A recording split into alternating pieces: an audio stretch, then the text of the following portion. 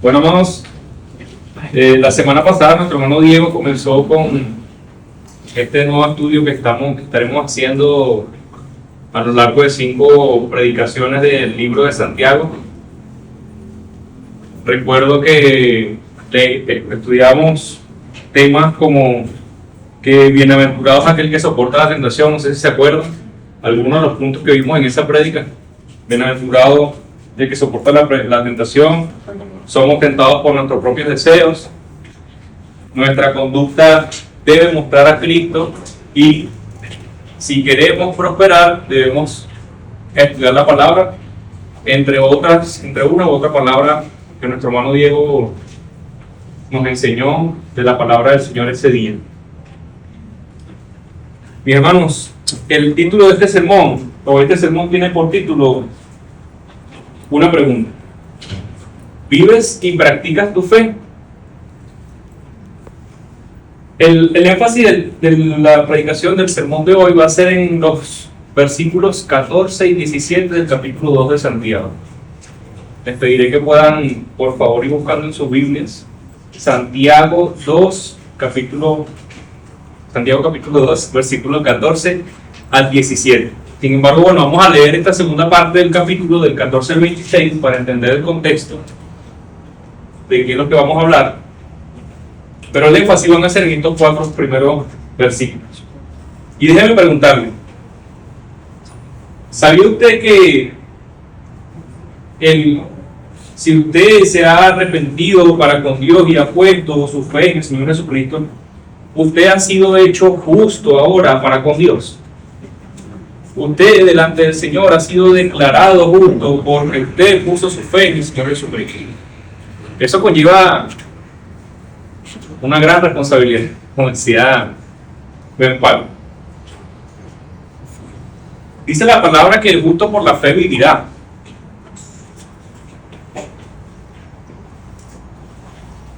Mi hermano, nosotros somos justificados por gracia, por la fe que tenemos en el Señor. ¿Sabía usted que la fe se practica en medio de las pruebas? Y el propósito de practicarla en medio de las pruebas es llegar a la perfección de esa fe, llegar a la madurez de la fe, sabiendo que ahora, como les dije, usted vive por la fe, por la creencia, por la confianza que tiene en el Señor. Vea un poco la importancia de la fe en su vida. No es algo que está de más. La fe no se puede tomar a medias. La fe es aquel camino que usted, o aquella manera de seguir al Señor confiando siempre en Él. El resultado de practicar constantemente y vivir por la fe es una vida fructífera que agrada al Señor. Leamos Santiago 2:14. O síganme en la lectura. Dice la palabra del Señor en Santiago 2:14: hermanos míos, ¿de qué aprovechará si alguno dice que tiene fe y no tiene obras? ¿Podrá la fe salvarle? Y si un hermano o una hermana están desnudos y tienen necesidad del mantenimiento de cada día, y alguno de vosotros les dice: id en paz, calentaos y saciaos, pero no les dais las cosas que son necesarias para el cuerpo, ¿de qué aprovecha?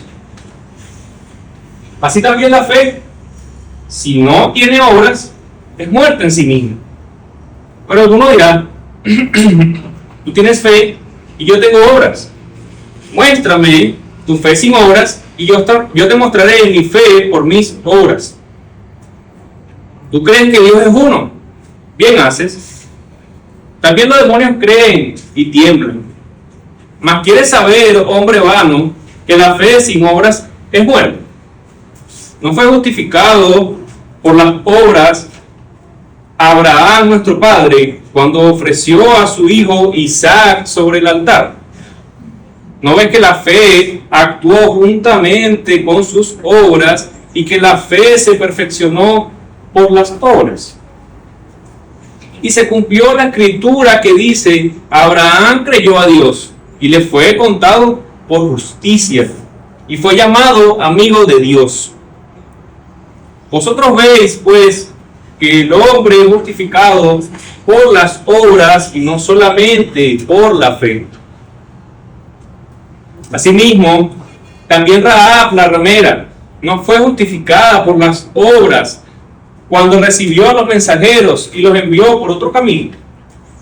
Porque como el cuerpo sin espíritu está muerto, así también la fe sin obras está muerta. Les decía hace un momento que el resultado de vivir practicando constantemente la fe es una vida fructífera que da el Señor. Todo el creyente tiene la responsabilidad de vivir por la fe y practicar constantemente su fe. ¿Por qué? Porque la fe sin obras es muerta. Antes de entrar a la estructura de lo que va a ser nuestro sermón, permítanme darles un pequeño contexto o añadir un poco más de contexto a lo que nuestro hermano Diego nos dio la semana pasada. Recordamos que Santiago habla en este primer capítulo, en este segundo capítulo, sobre la fe. El tema principal es la fe y cómo se aplica la fe del creyente en algunas situaciones. ¿Sí? Les leímos ahorita del 14 al 27 esta segunda parte de lo que sería la segunda parte de este capítulo. Sin embargo, del primer versículo al versículo 13 es la primera parte de lo que sería este segundo capítulo. Y habla en un tema general de que la fe en nuestro Señor Jesucristo no debe tener acepción de personas. ¿Sí? La fe tiene varias cualidades notables para que sea una fe genuina.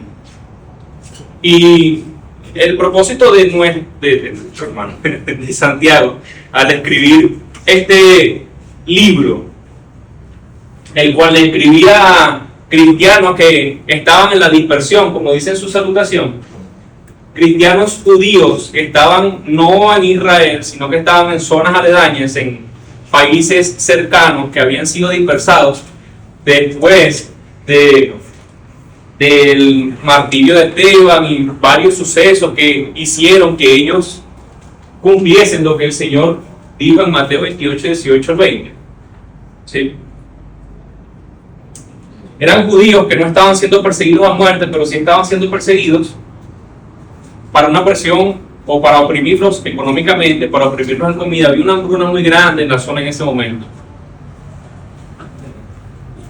Entonces, otra cosa importante es que nosotros realmente, a ciencia cierta, porque la Biblia o el capítulo no lo dice, el autor no dice yo soy el hermano o el medio hermano de Jesús, por la historia, así como había dicho nuestro hermano Diego, sabemos, asumimos que este autor era el hermano de Jesús, porque a la fecha de que se escribió este libro, Santiago el mayor, uno de los discípulos, de los que pudiésemos fácilmente confundir que pudiese ser este Santiago o Jacobo, ya había sido martirizado.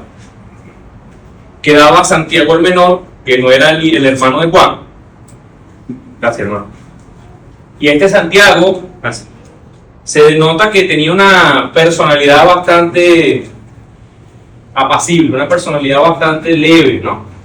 No se le denota la cualidad lideral que tenía este Santiago, el cual también sabemos que, bueno, se hizo líder en la iglesia de Jerusalén en los tiempos póstumos a la muerte de Jesús y a la ascensión, obviamente.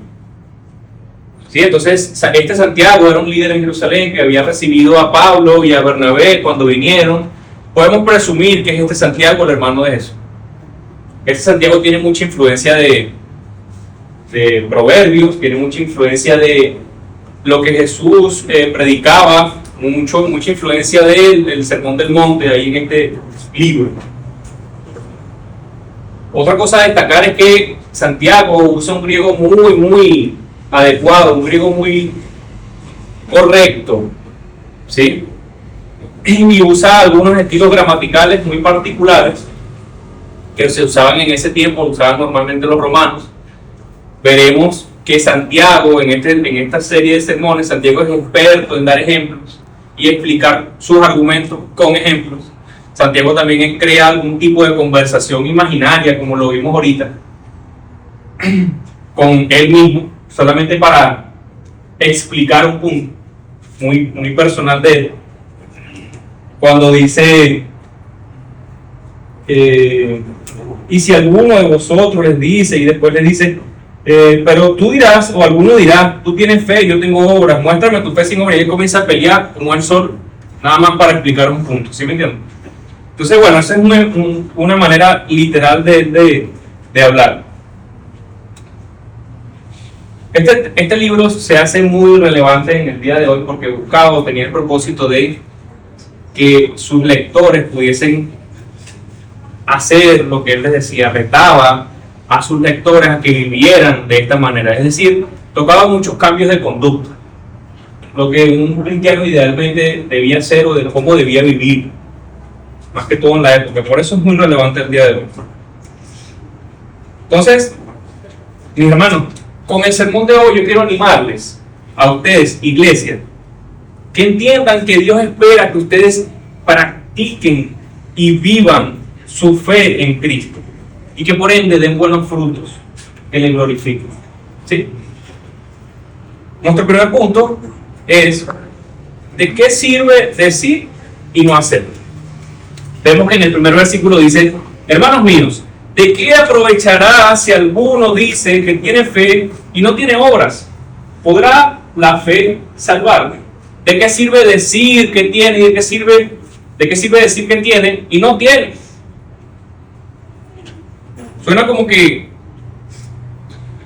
yo tengo fe de que voy a pasar el examen, pero evidentemente no estudié nada, pero tengo fe de que voy a ir, voy con fe, de verdad creo de que tengo fe de que voy a pasar el examen, porque Dios es bueno y Dios quiere lo mejor para mí, Dios es amor y Él me ama tanto que, bueno, Él va a permitir que yo pase el examen. No funciona así.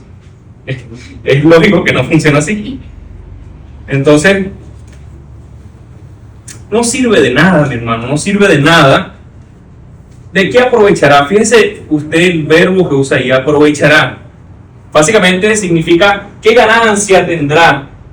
En otras versiones habla de qué servirá o qué utilidad tiene decir que usted tiene fe y no tiene obras por esa fe que tiene.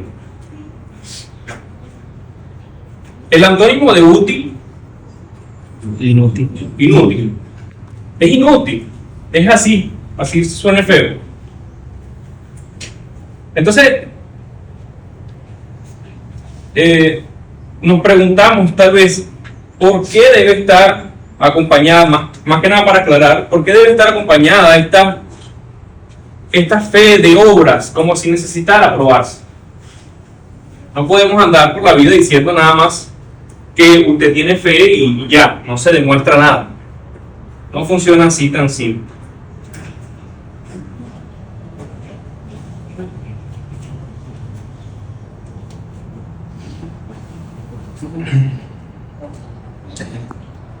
Cuando yo estudiaba este pasaje, me surgió una pregunta, que era: ¿y qué pasará entonces en casos de enfermedades? En casos de la muerte de un familiar, en casos de un amigo que tiene su corazón endurecido, en casos de crisis. ¿Cómo puede mi fe obrar en medio de esa situación? Fíjense bien la pregunta que estoy haciendo y por qué. Porque ¿qué determina que usted haga una obra con sus manos? Que usted pueda moverlo. Yo puedo tener mucha fe que ese vaso se va a mover y puedo estar aquí, bueno, mintiéndome a mí mismo y, como dice Santiago, engañándote a ti mismo de que el vaso se va a mover, y si usted tiene fe el vaso se va a mover. Pero ¿qué determina que el vaso se mueva? No que Dios sea malo, que sea bueno, que Dios no quiere o no, es que usted puede moverlo. En el caso de la muerte de un familiar o en el caso de una enfermedad terminal, algo que usted no pueda por sus propios medios hacer, queda de parte de Dios. ¿Y cuál es la obra en ese aspecto? ¿Cuál es la obra en ese caso? Por decir algunas, lo que nos dice la palabra, orar sin cesar, poner sus peticiones delante del Señor, aceptar la voluntad. Jesús, siendo Dios, en Getsemaní aceptó la voluntad del Señor. No pidió, no desobedeció a lo que era la voluntad del Señor solamente para que no tomase esa copa. Aceptar la voluntad del Señor es obedecer. Esas son las obras en esos casos específicos. Cuando no tienes nada, cuando no tienes manera de resolver, solamente a pesar de que a vista de los demás no se vea que es una obra o que tu fe tiene una obra, tu obra queda es lo que te queda para orar es obedecer. Entonces, cuando desobedeces es cuando quieres tomar el control, desobedeces cuando pierdes el foco en esa prueba que tenías, que evidentemente era una prueba, y debes de tener obviamente la capacidad de discernir si estás en una prueba o no. Entonces dejamos de orar por la fe y comenzamos a orar inútilmente por nuestra cuenta, por nuestros propios medios, sin fe o con una fe muerta. Es lo mismo, es no tener fe. Lo mismo una fe muerta es casi que no tener fe. Entonces, ¿qué beneficio, como decía al principio del versículo, qué aprovechará usted de la desobediencia? Nada, será inútil esa obra, será inútil lo que usted haga. Entonces, para concluir este argumento, no sirve de nada decir que tienes fe y no tienes acción. No tienes fruto por esa fe que tienes. No sirve de nada actuar o tener fe y no obrar por esa fe. Segundo punto, una fe que no tiene obras es muerta en sí misma. Leemos el 15 que dice: y si un hermano o una hermana están desnudos y tienen necesidad del mantenimiento de cada día, y alguno de vosotros el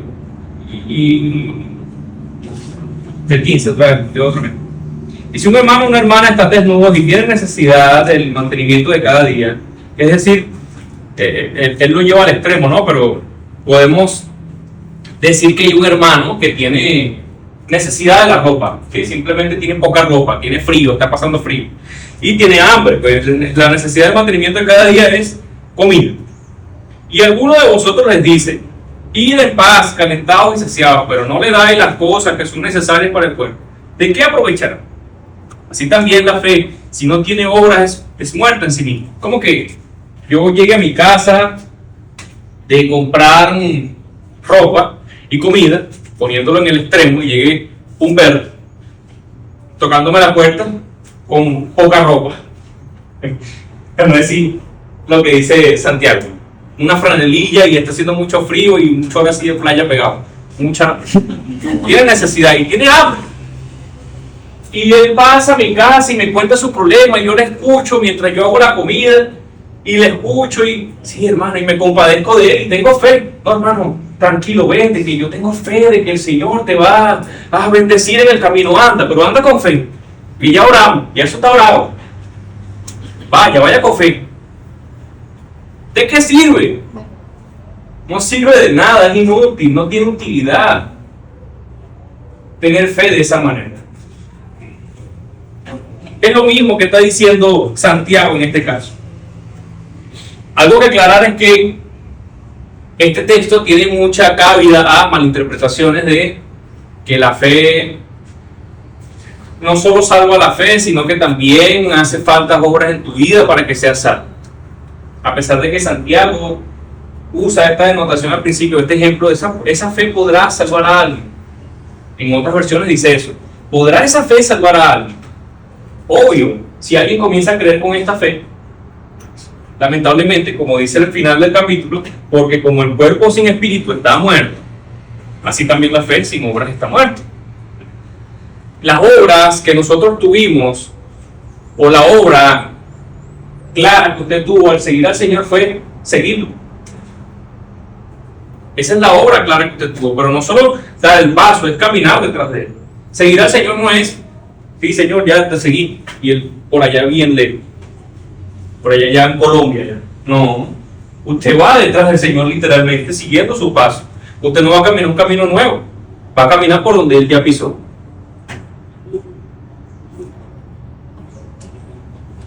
Entonces, esa fe que puede alguien tener que no acciona, que ese es otro sinónimo que se usa en este caso, es inservible para ambos.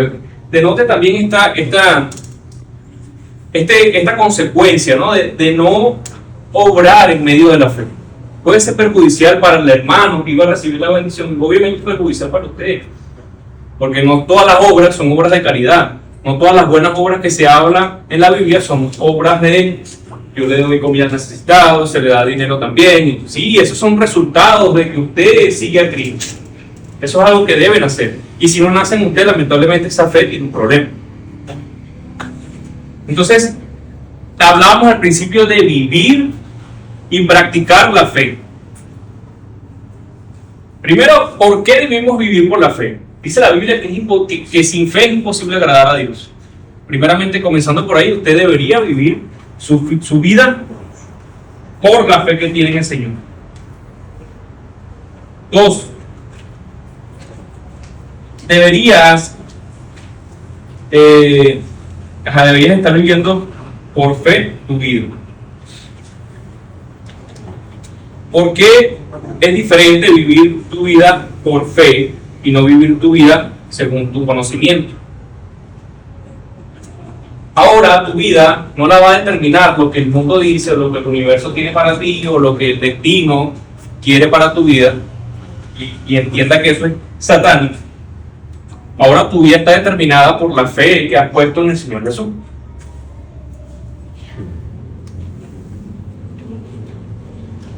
Entre todo lo que debes tener en cuenta que la fe da, hay muchas cosas, ¿no? Que la fe te beneficia para tu vida. Te busca en su Biblia o en alguna aplicación y coloca la palabra fe, van a salir más de 240 veces nada más en el Nuevo Testamento, y muchas hablan de por qué debes tener fe, de hombres de poca fe, de cuánto debes tener fe, y entender que vivir por la fe ahora es tu identidad. Todo lo deberías hacer por la fe. Y tu propósito de vida debería cambiar también. Cuando hablamos de practicar la fe, que hablamos de lo que sería, lo que se ve de esa fe que tienes, la fe, entendemos por lo que nos dice la Biblia, que se practica en medio de las pruebas. La manera de Dios moldearnos a que seamos fructíferos por medio de la fe es por las pruebas. Entonces, como dice el mismo Santiago, sea gozoso en medio de las pruebas y recíbalas con gozo, porque está siendo escogido para moldear su fe. Es irónico a veces, Señor, pero soy escogido, pero me tienes aquí pasando rocha. Sí, recíbalas gozoso, y eso era lo que quería Santiago mencionarles a sus lectores, que en medio de tu pobreza, en medio del hambre que estás pasando, velo como el momento ideal para modificar tu fe, el momento ideal para madurar en la fe. Es que aunque tú creas que el Señor está haciendo malo contigo, tienes una oportunidad, mi hermano, para poder madurar en la fe. ¿Sí? Entonces, la fe se practica en medio de las pruebas. Como dice el versículo 22, ¿no ven que la fe actuó juntamente con las obras y que la fe se perfeccionó por las obras?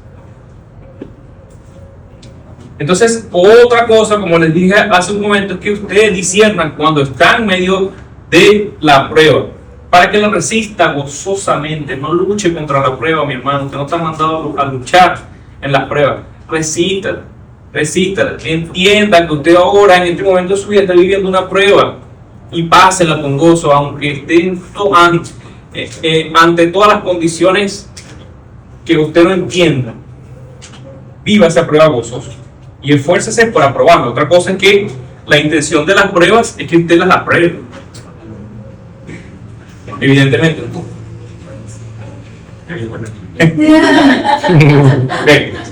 Entonces, hoy en día vives por la fe que tienes en Jesús. Después de tanto tiempo, después de saber la verdad, después de todo lo que has pasado, vives y practicas tu fe. ¿Cómo se ve hoy tu fe? Vamos a recapitular rápidamente. 1. ¿De qué sirve decir y no hacer? De nada. Es inútil. No sirve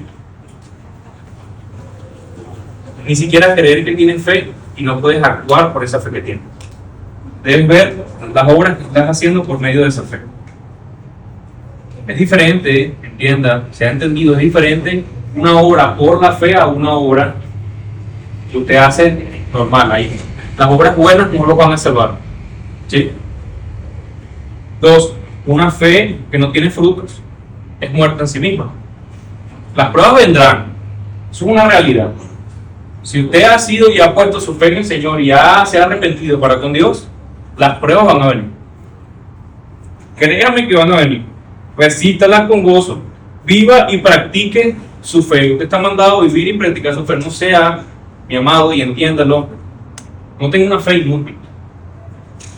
Utilice su fe. Su fe está llamada a ser útil por medio de esas obras que se ven. Y obviamente que glorifiquen al Señor. Toda buena obra que salga de la fe tiene la obligación de glorificar al Señor. Si no glorifica al Señor, entonces no es una obra por medio de la fe. Les dije en el principio, el resultado de practicar constantemente y vivir por la fe es una vida fructífera, una vida con buenas obras que agrada al Señor. Entonces, procura vivir por la fe en el Señor. Tus obras, como les dije, hoy en día, ¿qué reflejan? ¿Una fe viva o una fe muerta?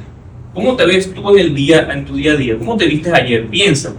¿Cómo estabas ayer? Tu vida en medio de las oportunidades, en medio de las pruebas que se te presentaron ayer. ¿Resististe la prueba? ¿Fallaste? ¿Caíste? ¿Tuviste fe en medio de la prueba?